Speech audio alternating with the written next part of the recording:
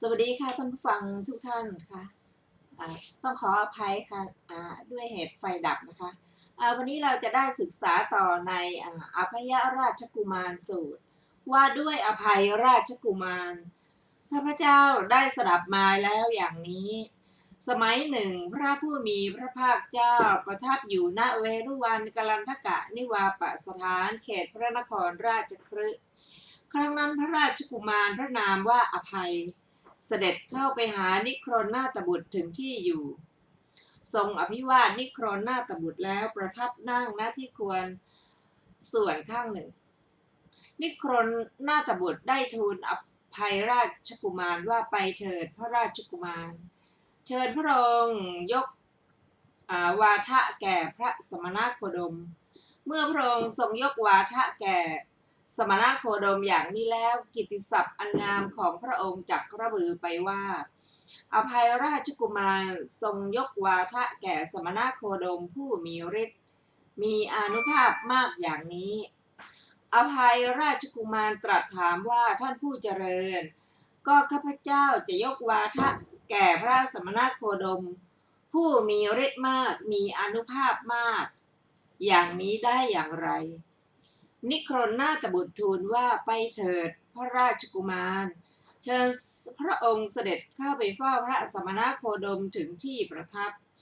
แล้วจงทูลถามพระสมณโคดมอย่างนี้ว่าข้าแต่พระองค์ผู้เจริญพระตถาคตจะพึงตรัสพระวาจาอันไม่เป็นที่ชอบใจของคนอื่นบ้างหรือหนอถ้าพระสมณโคดมถูกถามอย่างนี้แล้วจะทรงพยากรณ์อย่างนี้ว่าดูก่อนราชบุตรตถาคตพึงกล่าววาจาอันไม่เป็นที่รักไม่เป็นที่ชอบใจของคนอื่นไซของคนอื่นดังนี้ไซพระองค์จึงทูลพระสมณโคดมอย่างนี้ว่าข้าแต่พระองค์ผู้เจริญเมื่อเป็นเช่นนั้นการกระทำของพระองค์ต่างอะไรจากปุถุชนละเล่าเพราะแม้ปุถุชนก็พึงกล่าววาจาอันไม่เป็นที่รักไม่เป็นที่ชอบใจของคนอื่นถ้าพระสมณโคดมถูกถามอย่างนี้แล้วจะทรงพยากรณ์อย่างนี้ว่าดูก่อนราชกุมารตถาคตไม่พึงกล่าววาจาอันไม่เป็นที่รักไม่เป็นที่ชอบใจของคนอื่นดังนี้ไซร้พระองค์พึงทูลพระสมณโคดมอย่างนี้ว่าข้าแต่พระองค์ผู้เจริญเมื่อเป็นอย่างนั้นอย่างไรพระองค์จึงทรงพยากรณ์พระเทวทัตว่าเทวทัตจะเกิดในอบายจะเกิดในนรกตั้งอยู่สิ้นกับหนึ่งเป็นผู้อันใครๆเยียวยาไม่ได้ดังนี้เพราะพระวาจาของพระองค์นั้นพระเทวทัตโกรธเสียใจดูก่อนพระราชกุมารพระสมณโคดมถูกพระองค์ทูลถามปัญหาสองเงื่อนนี้แล้วจะไม่อาจกลืนเข้าไม่อาจคายออกได้เลยเปรียบเหมือนกับจับเหล็กที่ติดอยู่ในคอของบุรุษนั้นจะไม่อาจกลืนเข้าไม่อาจคายออกได้ฉันใดดูก่อนราชกุมารพระสมณโคดมก็ฉันนั้นถูกพระองค์ทูลถามปัญหาสองเงื่อนนี้แล้วจะไม่อาจกลืนเข้าไม่อาจคายออกได้เลยอภัยราชกุมารรับคำนิครนนาถบุตรแล้วเสด็จลุกจากอาสนะทรงอภิวาทนิครนนาถบุตรทรงทำประทักษิณแล้วเสด็จเข้าไปเฝ้าพระผู้มีพระภาคเจ้าถึงที่ประทับถวายบังคมพระผู้มีพระภาคเจ้าแล้วประทับนั่งณที่ควรส่วนข้างหนึ่งครั้นแล้วทรงแงนดูพระอาทิตย์ทรงพระดำริว่าวันนี้มิใช่การจะยกวาทะแก่พระผู้มีพระภาคเจ้าวันพรุ่งนี้เถิดเราจะยกวาทะแก่พระผู้มีพระภาคเจ้าในนิเวศของเราดังนี้แล้วจึงกราบทูลพระผู้มีพระภาคเจ้าว่าข้าแต่พระองค์ผู้เจริญขอพระผู้มีพระภาคเจ้า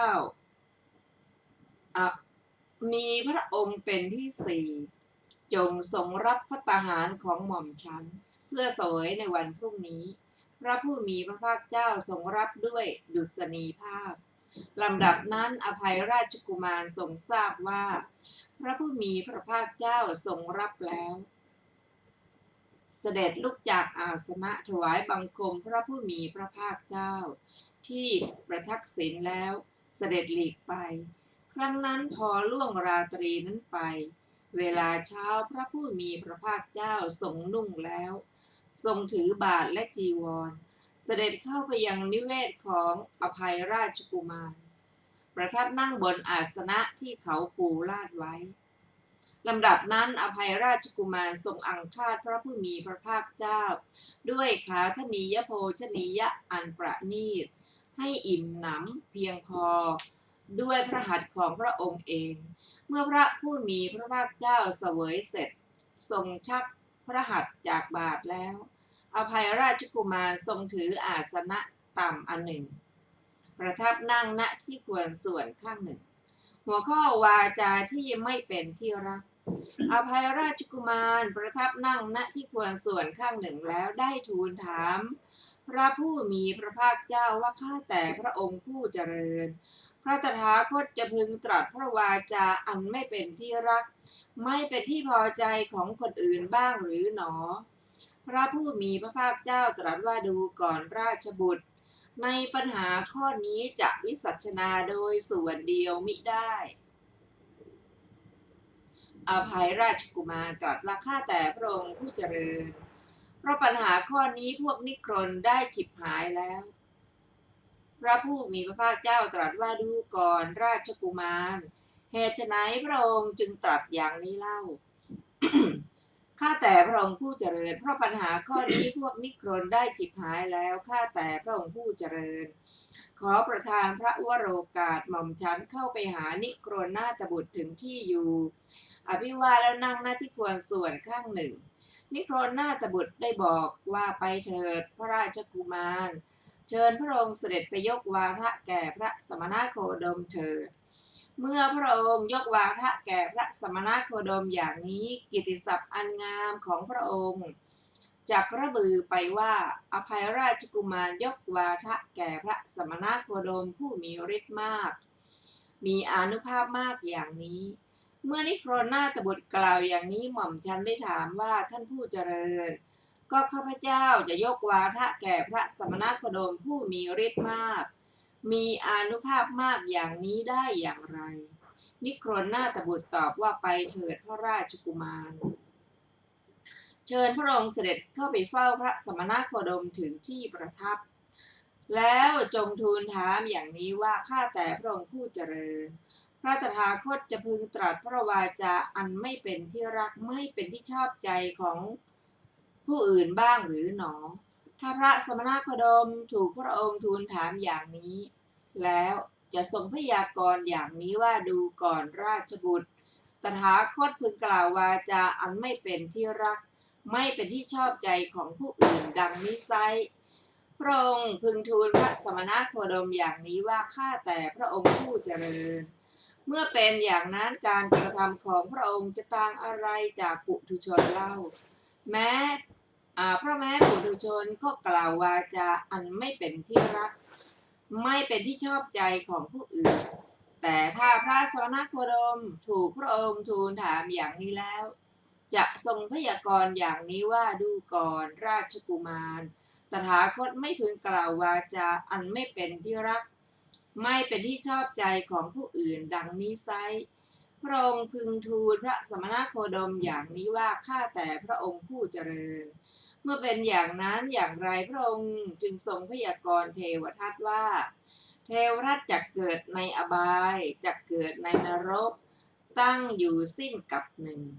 เป็นผู้อันใครๆเยียวยาไม่ได้ดังนี้เพราะพระวาจาของพระองค์นั้นพระเทวทัตโกรธเสียใจดูก่อนพระราชกุมาร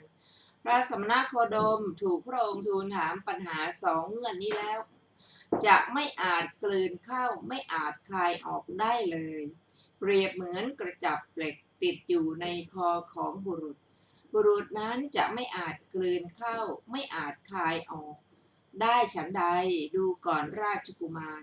พระสมณโคดมก็ฉันนั้นถูกพระองค์ทูลถามปัญหาสองเงื่อนนี้แล้วจะไม่อาจกลืนเข้าไม่อาจคายออกได้เลยหัวข้อวาจาที่ประกอบด้วยประโยชน์สมัยนั้นแลเด็กอ่อนได้แต่นอนนั่งอยู่บนตักของอภัยราชกุมาร ลำดับนั้นพระผู้มีพระภาคเจ้าได้ตรัสกับอภัยราชกุมารว่าดูก่อนราชบุรุษท่านจะสำคัญความข้อนั้นเป็นไฉนถ้ากุมารนี้อาศัยความเผลอของพระองค์หรือของหญิงพี่เลี้ยงพึงนำไม้หรือก้อนกรวดมาใส่ในปากพระองค์จะพึงทำเด็กนั้นอย่างไรข้าแต่พระองค์ผู้เจริญหม่อมฉันจะพึงนำออกเสียถ้าหม่อมฉันไม่อาจจะนำออกได้แต่ทีแรกหม่อมฉันก็จะเอามือซ้ายประคองศีรษะแล้วเอานิ้วมือขวาควักไม้หรือก้อนกรวดแม้พร้อมด้วยเลือดออกเสียข้อนั้นเพราะเหตุไรเพราะหม่อมฉันมีความเอ็นดูในกุมารดูก่อนราชบุตรตถาคตก็ฉะนั้นเหมือนกันย่อมรู้วาจาที่ไม่จริงไม่แท้ไม่ประกอบด้วยประโยชน์และวาจานั้นไม่เป็นที่รักไม่เป็นที่ชอบใจของผู้อื่นตถาคตไม่กล่าววาจานั้นอันหนึ่งตถาคตย่อมรู้วาจาที่จริงที่แท้แต่ไม่ประกอบด้วยประโยชน์และวาจาไม่เป็นที่รักไม่เป็นที่ชอบใจของผู้อื่นตถาคตไม่กล่าววาจานั้นอันหนึ่งตถาคตย่อมรู้วาจาที่จริงที่แท้และประกอบด้วยประโยชน์แต่วาจานั้นไม่เป็นที่รักไม่เป็นที่ชอบใจของผู้อื่นในข้อนั้นตถาคตย่อมรู้การที่จะพยากรณ์วาจานั้นตถาคตย่อมรู้วาจาที่ไม่จริงไม่แท้ไม่ประกอบด้วยประโยชน์แต่วาจานั้นเป็นที่รักเป็นที่ชอบใจของผู้อื่นตถาคตไม่กล่าววาจานั้นตถาคตย่อมรู้วาจาที่จริงที่แท้ไม่ประกอบด้วยประโยชน์แต่วาจานั้นเป็นที่รักเป็นที่ชอบใจของผู้อื่นตถาคตไม่กล่าววาจานั้นอันหนึ่งตถาคตย่อมรู้วาจาที่จริงที่แท้และประกอบด้วยประโยชน์และวาจานั้นเป็นที่รักเป็นที่ชอบใจของผู้อื่นในข้อนั้นตถาคตย่อมรู้การที่จะพยากรณ์วาจานั้นข้อนั้นเพราะเหตุไรเพราะตถาคตมีความเอ็นดูในสัตว์ทั้งหลายหัวข้อพุทธปฏิภาณข้าแต่พระองค์ผู้เจริญกษัตริย์ผู้บัณฑิตก็ดีพราหมณ์ผู้บัณฑิตก็ดีคฤหบดีผู้บัณฑิตก็ดีสมณะผู้บัณฑิตก็ดีผูกปัญหาแล้วเข้ามาเฝ้าทูลถามพระตถาคตการพยากรณ์ปัญหาของบัณฑิตเหล่านั้นพระผู้มีพระภาคเจ้าทรงตรึกด้วยพระหฤทัยไว้ก่อนว่าบัณฑิตทั้งหลายจักเข้ามาเฝ้าเราแล้วทูลถามอย่างนี้เราอันบัณฑิตเหล่านั้นทูลถามอย่างนี้แล้วจักพยากรณ์อย่างนี้หรือว่าพยากรณ์นั้นมาปรากฏแจ่มแจ้งกับพระตถาคตโดยทันทีดูก่อนราชกุมารถ้าอย่างนั้นในข้อนี้อาตมภาพจักกลับถามพระองค์บ้างข้อนี้ควรแก่พระองค์อย่างไรพระองค์พึงพยากรณ์ข้อนั้นอย่างนั้นดูก่อนราชกุมารพระองค์จะสำคัญความข้อนั้นเป็นไฉนพระองค์เป็นผู้ฉลาดในส่วนน้อยใหญ่ของรถหรืออย่างนั้นพระเจ้าข้าหม่อมฉันเป็นผู้ฉลาดในส่วนน้อยใหญ่ของรถพระผู้มีพระภาคเจ้าตรัสว่าดูก่อนราชกุมารพระองค์จะสำคัญความข้อนั้นเป็นไฉนชนทั้งหลายเข้าไปเฝ้าพระองค์แล้วพึงทูลถามอย่างนี้ว่าส่วนน้อยใหญ่ของรถอันนี้ชื่ออะไรการพยากรณ์ปัญหาของชนเหล่านั้นพระองค์ตรึกด้วยใจไว้ก่อนว่าชนทั้งหลายเข้ามาหาเราแล้วจักถามอย่างนี้เราอันชนเหล่านั้นถามอย่างนี้จักพยากรณ์อย่างนี้หรือว่าการพยากรณ์นั้นพึงแจ่มแจ้งกับพระองค์โดยทันทีอภัยราชกุมารตรัสว่าข้าแต่พระองค์ผู้เจริญพระหม่อมฉันเป็นทหารรถรู้จักดีฉลาดในส่วนน้อยใหญ่ของรถส่วนน้อยใหญ่ของรถทั้งหมดหม่อมฉันทราบดีแล้วฉะนั้นการพยากรณ์ปัญหานั้นแจ่มแจ้งกับหม่อมฉันโดยทันทีทีเดียวฉะนั้นเหมือนกันแลราชกุมารกษัตริย์ผู้บัณฑิตก็ดีพราหมณ์ผู้บัณฑิตก็ดีคฤหบดีผู้บัณฑิตก็ดีสมณะผู้บัณฑิตก็ดีผูกปัญหาแล้วจักเข้ามาถามตถาคต การพยากรณ์ปัญหานั้นย่อมแจ่มแจ้งกับตถาคตโดยทันที ข้อนั้นเพราะเหตุไรเพราะความที่ธรรมธาตุนั้นตถาคตแทงตลอดดีแล้ว การพยากรณ์ปัญหานั้นจึงแจ่มแจ้งกับตถาคตโดยทันที หัวข้ออภัยราชกุมารแสดงตนเป็นอุบาสก เมื่อพระผู้มีพระภาคเจ้าตรัสอย่างนี้แล้วอภัยราชกุมารได้กราบทูลว่าข้าแต่พระองค์ผู้เจริญภาสิทธิ์ของพระองค์แจ่มแจ้งนักข้าแต่พระองค์ผู้เจริญภาสิทธิ์ของพระองค์แจ่มแจ้งนักเปรียบเหมือนบุคคลหงายของที่คว่ำเปิดของที่ปิดบอกทางแก่คนหลงทางหรือตามประทีปในที่มืดด้วยหวังว่าผู้มีจักษุจักเห็นรูปดังนี้ฉันใดพระผู้มีพระภาคเจ้าทรงประกาศธรรมโดยอเนกปริยายฉะนั้นเหมือนกันข้าแต่พระองค์ผู้เจริญหม่อมฉันขอถึงพระผู้มีพระภาคเจ้าพระธรรมและพระสงฆ์ว่าเป็นสรณะขอพระผู้มีพระภาคเจ้าจงทรงจำหม่อมฉันว่าเป็นอุบาสกผู้ถึงสรณะตลอดชีวิตตั้งแต่วันนี้เป็นต้นไปดังนี้แลจบอภัยราชกุมารสูตรที่8ในอัตถกถาของอภัยราชกุมารสูตรมีดังต่อไปนี้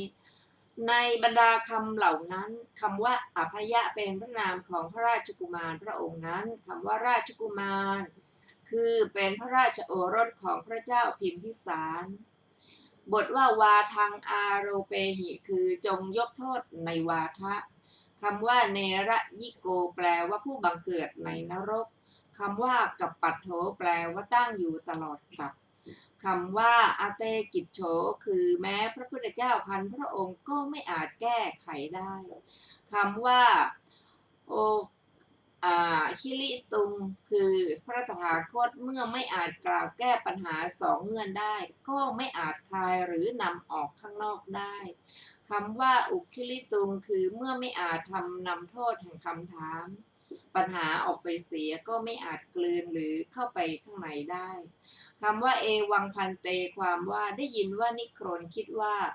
พระสมณโคดมทำลายสาวกของเราแล้วรับเอาไว้เองเอาเถิดเราจะแต่งปัญหาข้อหนึ่งซึ่งพระสมณโคดมถูกถามแล้วจะต้องนั่งกระโยงไม่สามารถลุกได้นิโครนนั้นรับอาหารมาจากวังของอภัยราชกุมารแล้วฉันโภชนะอันโอชะแต่งปัญหาไว้มากมายคิดว่าพระสมณโคดมเห็นโทษอันนี้ในปัญหานี้ในข้อนั้นก็เป็นเสนียดแล้วละการทั้งปวงเสียได้คุ้นคิดปัญหานี้ในสมองถึง4 เดือน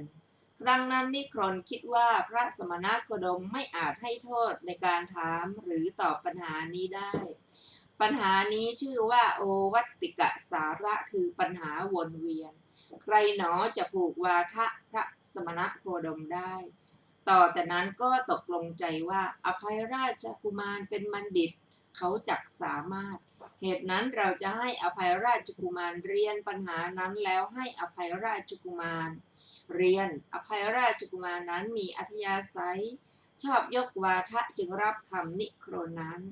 ตรัสว่าอย่างนั้นสิท่านอาจารย์ทรงเข้าพระทัยว่าปัญหานี้อาจารย์แต่งใช้เวลา4 เดือนเมื่อรับเอาปัญหานี้ไปให้พระสมณโคดมตอบเวลาคงไม่พอจึงทรงดำริอย่างนี้ว่าวันนี้ไม่เหมาะท่านผู้ฟังที่เคารพค่ะวันนี้รายการพระไตรปิฎกปลอยฟ้าก็ได้หมดเวลาลงแล้วเราจะมาพบกันใหม่ในวันพุธหน้าเวลาเดียวกันนี้ขอขอบพระคุณทุกท่านที่ได้ร่วมศึกษาด้วยกันเราจะได้มาศึกษาต่ออรรถกถาของอภัยราชกุมารต่อนะคะวันนี้ขอมีความสุขสวัสดีเจริญในธรรมยิ่งสวัสดีค่ะ